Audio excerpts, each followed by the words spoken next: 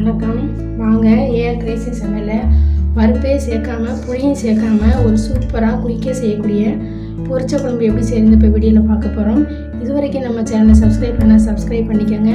வாங்க ஈஸியாக செய்யக்கூடிய ஒரு டேஸ்டியான பொரிச்ச குழம்பு எப்படி செய்யறது வீடியோக்குள்ளே போய் பார்க்கலாம்.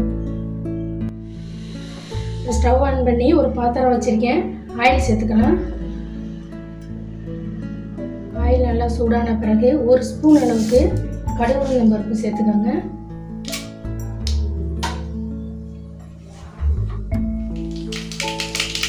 கருவேப்பிலை,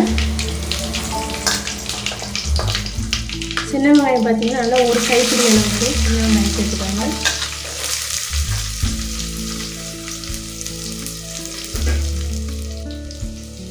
தக்காளி சேர்த்துக்கலாம். நல்லா பெரிய தக்காளியாக ஒரு 2 பழம் தக்காளி சேர்த்துக்கோங்க.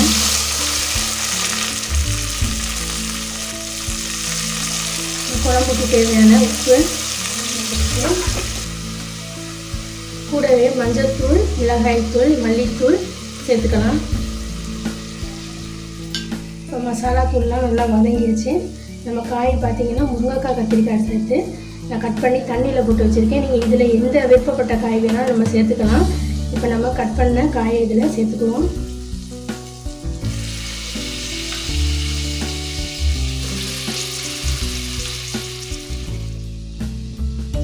தேவையான அளவு தண்ணி சேர்த்துக்கலாம். மூடி வச்சுக்கலாம். காய் வேகிற சமயத்தில் நம்ம ஒரு மிக்சி ஜாரில் தேங்காய் அரைச்சிக்கலாம். ஒரு 1/4 மூடி அளவுக்கு துருவின தேங்காய் சேர்த்துக்காங்க. கூடவே பார்த்தீங்கன்னா ஒரு 1/2 ஸ்பூன் அளவுக்கு சோம்பு, ஒரு 6-7 பல் தோலோடே பார்த்தீங்கன்னா பூண்டு சேர்த்து இதை தண்ணி சேர்த்து நைஸாக பேஸ்ட்டாக அரைச்சிக்குவோம். காய் பார்த்தீங்கன்னா நல்லா வெந்து குழம்பு நல்லா கொதிச்சு வந்துருச்சு. இப்போ நம்ம அரைச்ச தேங்காவை சேர்த்துக்குவோம். கொஞ்சமாக தண்ணி கலந்து சேர்த்துக்கலாம்.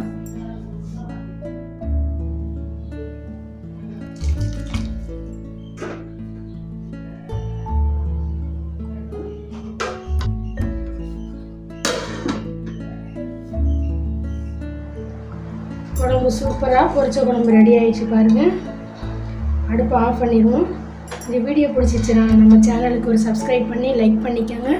தேங்க்ஸ் ஃபார் வாட்சிங். அடுத்த வீடியோவில் பார்க்கலாம். நன்றி, வணக்கம்.